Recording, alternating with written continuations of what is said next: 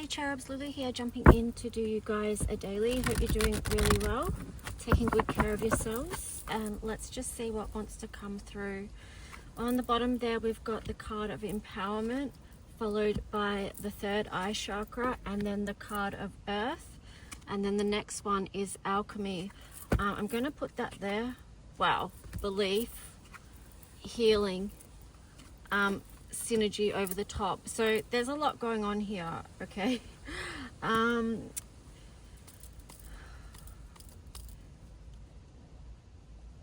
right, okay, I'm not looking at any more cards because, yeah, like I said, there's enough here and there's a lot here. So there's so much going on earth right now. That's a number 24, which reduces to 6. Even this color of the this card reminds me of the traditional heart chakra colors, but we're moving into higher heart chakra energies now. So what I mean by that is, you know, our vibration as we clear the layers becomes lighter, less dense. So that's why we have the different dimensions, you know, like 3D, 5D, all that jazz. So as we clear our own, whatever we need to clear, you know, from, that can be multiple things. You know, it could be like generational trauma, yeah, just self-beliefs that hold you back. It could, you know, so many things. Just the healing journey in general that we, you know, that we can go through in this lifetime. So it could be also healing things from past lifetimes as well. But anyway, that card is reminding me, let me see what this says. It says the frequency of earth activates our deep connection to this physical plane by showing us the beauty of all the aspects of our great mother and revealing the more ethereal, spiritual aspects of our nature. Okay, then you've got the card of empowerment, number 26. So yeah, this is a number 6, love, right? Venus. 26 is 8. It's also partnerships. It's Saturn. So 6, yeah, Venus and Saturn. So those two are working very strongly together over the next 3 weeks, the energy of Saturn and Venus. So if you know kind of what the energy signatures of Saturn and Venus is, then you might be able to feel into how that is playing out in your life and even on the world front. So this one says the frequency of empowerment supports our ability to show up fully and completely, uniting us with others in the deep trust that we are all connected through the same source. And then you've got another 6 here as well. Wow, that's beautiful. Third eye chakra. The frequency of the third eye chakra, the indigo flower of life, supports our intuition and our inner knowing, our imagination and our psychic powers. So in this time as well, like, because we've mentioned like the ascension process or healing or clearing the layers, you know, our psychic abilities can be amplified, and especially if we're leaning more into that and tuning more into that and doing like self-care measures or practices that actually support that, you know, we're willing to see. So yeah, I'm just getting something about the third eye chakra. You may want to feel into, is there anything that needs clearing around your third eye, like your mind's eye? Yeah, there's something here about toxicity and detoxing as well, because there are certain chemicals that impact our third eye chakra, and we could go into a whole thing about that, but we won't. We won't. But yeah, so just you could do a check-in and see, okay, is my third eye chakra clear, or is there something I need to do so that I can lean into trusting my vision, my mind's eye, my intuition. Anyway, so yeah, then you have the card belief, healing, alchemy, and synergy. So we want to be aligning moving forward at this time with what supports us in feeling good here on earth, lightening the load, you know, by healing. So when I say lightening the load, I mean like clearing out the density so we can move out of 3D places, which is the lower vibe, and because that can feel so heavy and so dense, and there's a lot of struggle within that dimension. So that's a lot of the work that's kind of being done now, and because of that, you know, a lot of our beliefs that may have been held over lifetimes, or even just this lifetime, let's just keep it at that, are being challenged. So that's a number 11. A number 11 is a number of mastery. It also, along with number 8, sort of does signify a great challenges to overcome, but it's also a gateway, you know. So let's see what this one says. It says the frequency of belief supports our sense of self-worth based on our gifts and talents and a strong connection to source. Number 29, so that reduces to 11 as well. So you've got a 1111, right? Massive code for ascension and healing, and not only for yourself but this entire planet Earth, which you incarnated on for a reason. Yeah, in case you didn't know that. So the frequency of healing supports our intrinsic ability to restore our health and wholeness by consciously using the information that comes to us through our senses and harmonizing everything accordingly. What was I getting there? Oh yeah, I was just getting the message too that you're here for a reason. You're not here by mistake, okay? Because some of you might need to hear that, or you may have forgotten that. And then alchemy here is the frequency of alchemy activates our magical ability and remembrance of the magic that we all hold inside. Each one of us has the potential to access the ancient knowledge that allowed the true alchemist to perform the miracles of transmutation. So I feel like that's really important. There's another number 8. Holy cow. There's a lot of, so you've got 88, you've got 1111, you've got 66. Wow, that's like such a powerful number combination. It's ridiculous. And then you've got 41. Well, it's not ridiculous, it's perfect, right? You've got 41, which reduces to 5. So this is relating also to alchemy as well, because it's through aligning our energy and alchemizing and transmuting energy within us, like clearing the layers, getting lighter, because we release what has previously been a heavy burden for us to carry, or weighed us down, or held us back in some way. So that helps us move forward in a more aligned and synergetic way, like harmonious way. So yeah, okay, the side I can't ignore this, right, because this is so present in this reading as well, these numbers, that this is also to do with the twin flame journey as well, and what the twin flame journey is about as far as ascension and you stepping into your own personal empowerment and sovereignty. Okay. All right, so that's just a little bit on that. Please remember to hit the like if you actually do like this video. I know my videos don't get much likes, which is really neither here nor there, but I don't know. It only takes a second to hit the like button. So if you find these readings helpful, let me know. Or even if you just resonate. Okay, so let's see. We'll do a Mushroom Spirit Oracle card. What more? Shiitake, Nourish.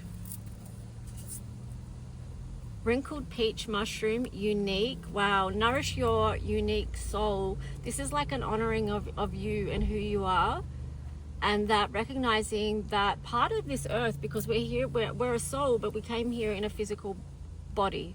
Okay, so our experience here is quite physical.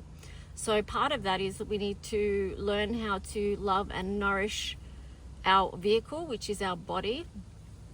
And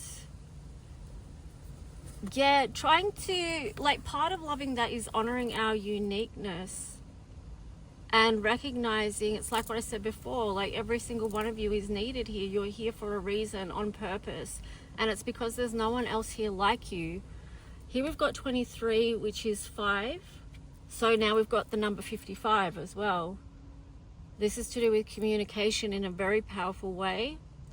And it's also 55, like, it's another number of mastery, but linking in with the 5th dimension as well. And then you've got number 3. So that's divine unity. That's our growth and expansion. That's the gifts we find along the way. And it's also recognizing our divinity, but also to like body care and things like that as well. And here you've got 24, which is another 6, and that's bamboo mushroom fertility. Wow.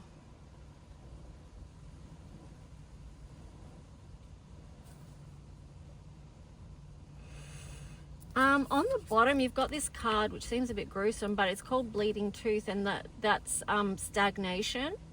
So I feel like they could be the two kind of opposing energies or spectrums. Like some people may feel stuck, or because of not doing the healing work, or stepping into your own empowerment via the healing, or even certain beliefs that you may be holding about yourself or about the world is keeping you feeling stuck, like you can't move forward, that you can't grow. I split the deck, you've got the card Yin.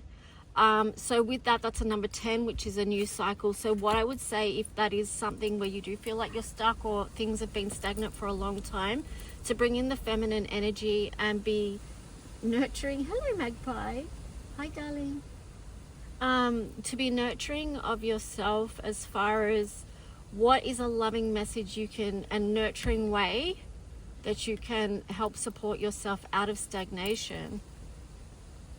I split the deck again, and you've got the card of Common Puffball. That's adorable. Which is let go. What is the belief that you need to let go of so that you can move out of stagnation? I split the deck again, and you've got Chaga. I'm not sure how you pronounce that word, but it's either defense or balance. So it's like that's the resistance. Okay, so the defense. So some people will put up every block and every defense to not have to face what needs to be healed, because they don't want to face it, because it involves actually feeling the truth of whatever you feel. But if you don't do that, I split the deck again, you've got Oyster, which is regeneration in reverse, which basically means you stay in this stuck place because there's something there that needs shifting, that needs healing, so that you can move forward. There's something that you need to let go of so you can come back into balance. It's either defense or balance. So we do have choices to be made, that's for sure. Okay, so let's go into the tarot story.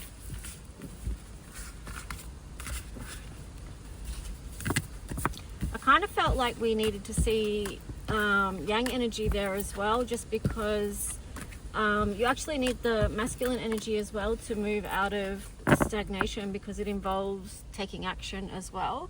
But perhaps we just saw the yin because the first part is about having the thought or the idea to move forward, and then comes the action.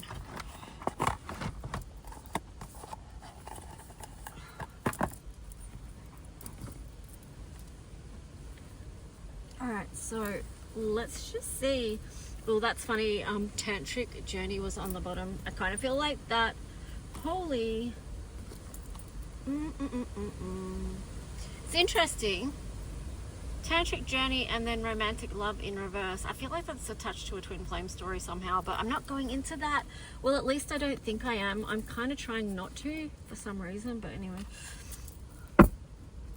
Let's just do a little side note. Okay, I have to talk about it because, like, the thing is that if you are on a twin flame journey, to understand that it is much bigger than romantic love. It's not specifically about romantic love, and that's why it's in reverse. The tantric journey, that's another number 6, right? So that's 4 6s. So the frequency of tantric journey helps us to unlock the hidden knowledge and wisdom that we intrinsically hold about how to reach a state of wholeness and completion through our sensual experiences with ourselves and with another. Romantic love is the frequency of romantic love supports our journey to feel whole and complete through the experience with and reflection of a conscious lover. Anyway, so with the tarot here, I haven't shuffled it yet. I'm getting there. On the bottom was Five of Pentacles. And then when I split the deck, it was the card of Temperance. So that there's like two people here and they're walking, it looks like they're walking together towards this building, but I just feel like that is signifying the journey that like the twin flame journey and how much balancing that actually takes. I don't know. Anyway, that's all I'm going to say about that. Let's just see what the tarot story is.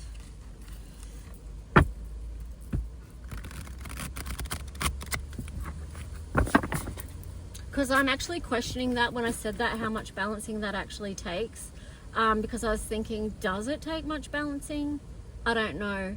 But I think it does, but just from an individual. Is this as far as like the individual journey, which is actually both your journey. If you're the twin flame, it's the same soul. But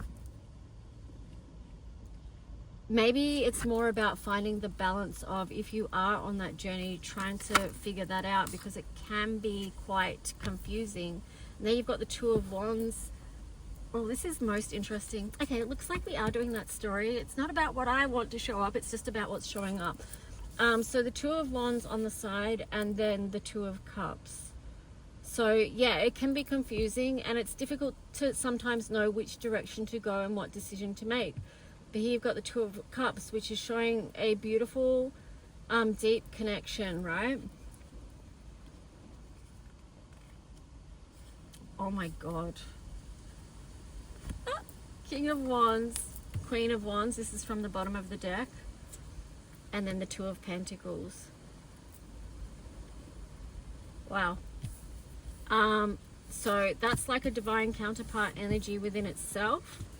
A passion, right? And a energetic draw to each other in the physical realm.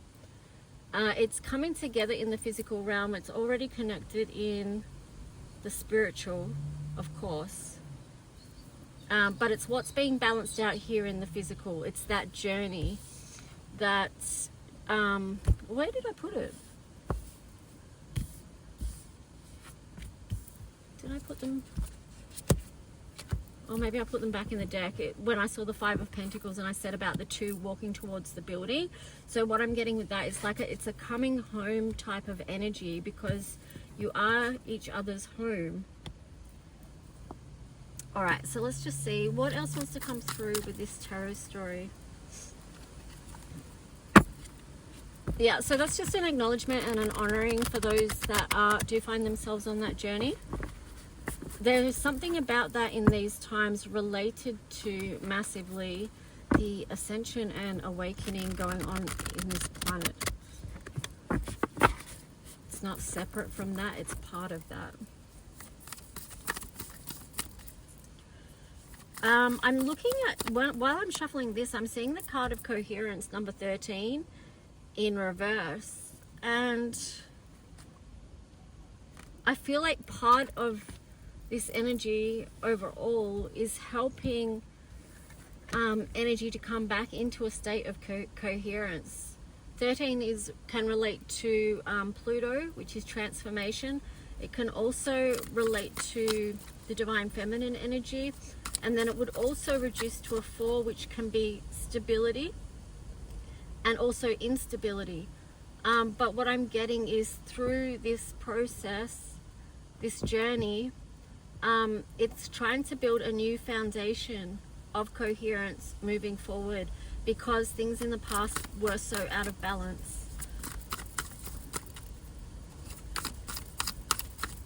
I really need to remind me before I finish this reading to show you guys what I'm sitting next to right now. And I just saw 1919. All right, so let's just see.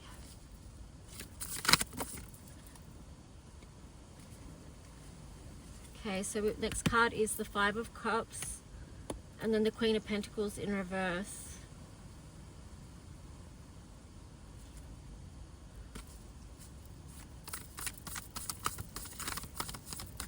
This journey definitely hasn't been easy. There's been a lot of sorrow, a lot of tears spilled, a lot of heartache.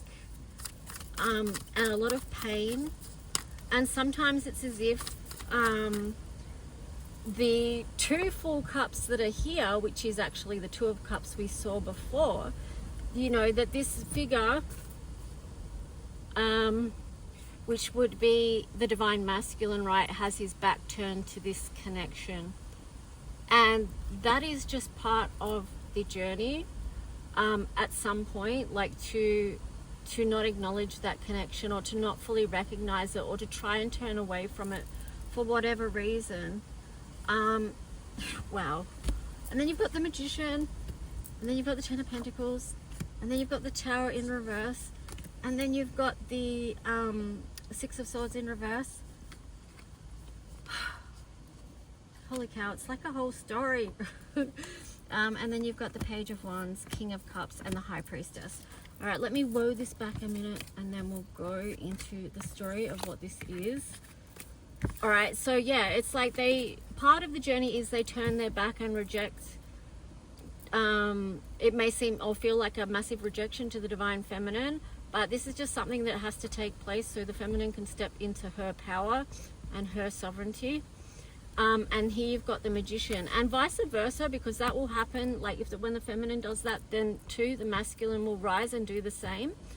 And because they're working through so much, and the divine feminine is working through so much, but on different levels and different dimensions as well. And here you've got the card of the Magician. I literally cannot get over how, because you've also got the High Priestess, but I'm jumping ahead.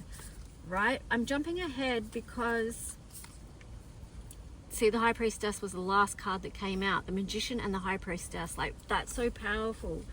It's like the Magician is the divine masculine, the High Priestess is the divine feminine, and they're both working their magic in different ways.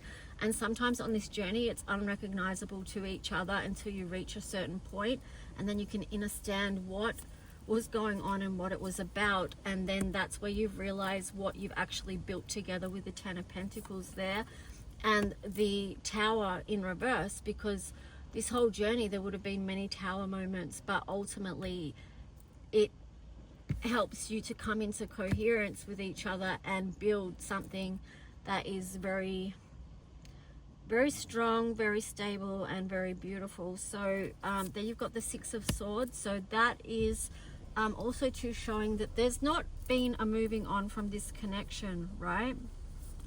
It's because it's that soul connection. There's really no moving on from it, and there's still a lot of lessons to be learnt, perhaps a lot of healing to be done in each individual's life. And then here you've got the Page of Wands, the King of Cups, and then the High Priestess. So like I said, the divine feminine, this was representing the divine feminine, and I feel like there is a deep knowing from the divine feminine about this journey. And then you've got the King of Cups here, which is,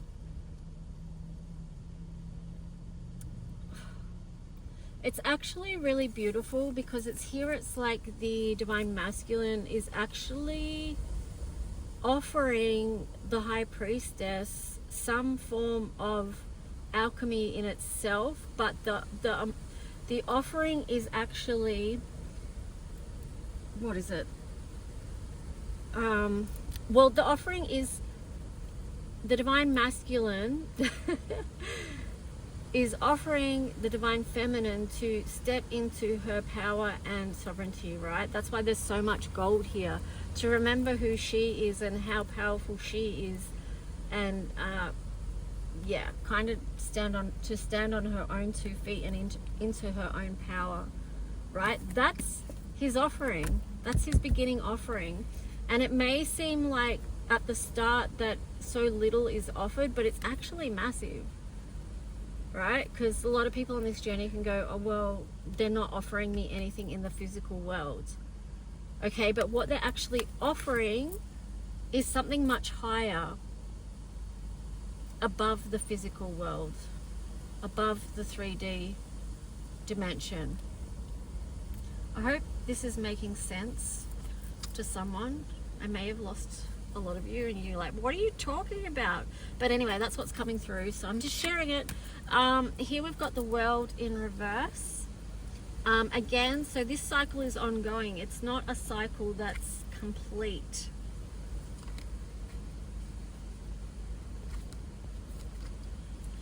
Let me just see.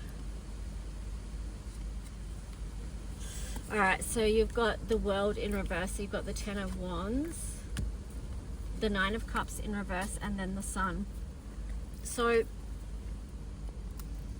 like I said, this cycle isn't complete, and then yet you've got the Ten of Wands, which is about a cycle complete in a very physical way. But I feel like that, to me, these two together are speaking about the cycles, like lifetimes that you've had together. And yeah, this Nine of Cups in reverse is basically showing that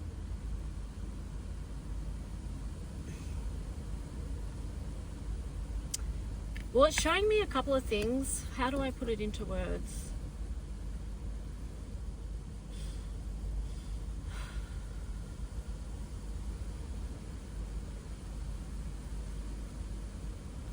I don't know how to explain this. There's a few things going on there, but I can't sort of pinpoint one to bring it out. But whatever, it's like this journey ultimately. Okay, that's what it is. That's how I can say it. The Nine of Cups, because sometimes, you know, because part of that journey is the dark night of the soul, or the ego death, and that can feel like the most painful, horrible, most tormenting pain that you can go through, right? But then ultimately, when you've emptied out all that, when you've got to the bottom of whatever you need to get to, then that's when you return to this energy of how bright your soul actually is, you know, your inner strength, your happiness. So this is the Sun, which is Leo energy, and it's very powerful. So yeah, Page of Cups on the bottom there. So anything else? I was not expecting this to come out, to be honest. And if anything, I tried to steer away from it. You saw me do that, right?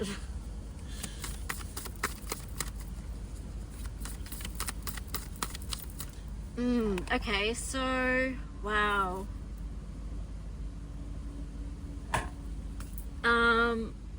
Yeah, the Three of Swords is on the bottom, and I just noticed what I said. Like, if anything, I tried to steer away from this story, and the reason I did that is because I know about the level of heartache it can cause and what a painful journey it can be. But if you're in that place or that space, just remember that on the other side of this heartache and this whatever it is for you, that you would describe that, there is this sun, which is your soul.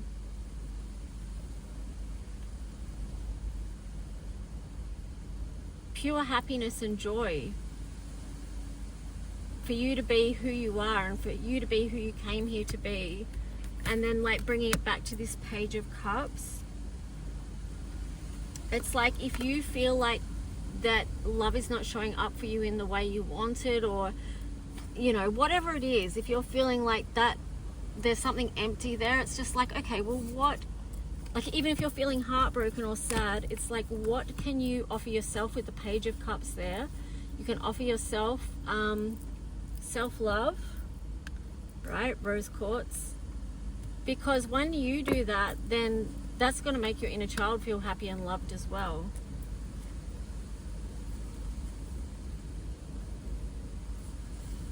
Yeah, I split the deck. You've got the Ten of Cups in reverse. And then also the other card was the Wheel of Fortune in reverse. So it's like, this is actually part of the process, is that you need to start pouring into yourself and offering yourself all the love you would so easily give to your divine partner, you know? Yeah, I split the deck again. You've got the Queen of Cups. So, wow, I split the deck again. You've got the Empress. There's, oh my gosh. All right, hang on. Oh my gosh. Okay, we need to stop saying oh my gosh Anyway, whatever. Here you've got the Fool. Right, because I was just saying that because like there's so much love here. Queen of Cups is the most nurturing, loving queen. She gives so much love out, it's ridiculous. The Empress, more love, expanded out. But here you're being given the message to make sure that you give that to yourself first. That could be for some of you quite a new journey. And I would say too, because we had the Empress in the upright, but we've got the Emperor here in reverse, I would say that this is really important for the masculine to give that love and compassion to themselves as well. And also, of course, the Divine Feminine holds that space for the Divine Masculine as well, because there is obviously a beautiful divine love connection there, right? Anyway,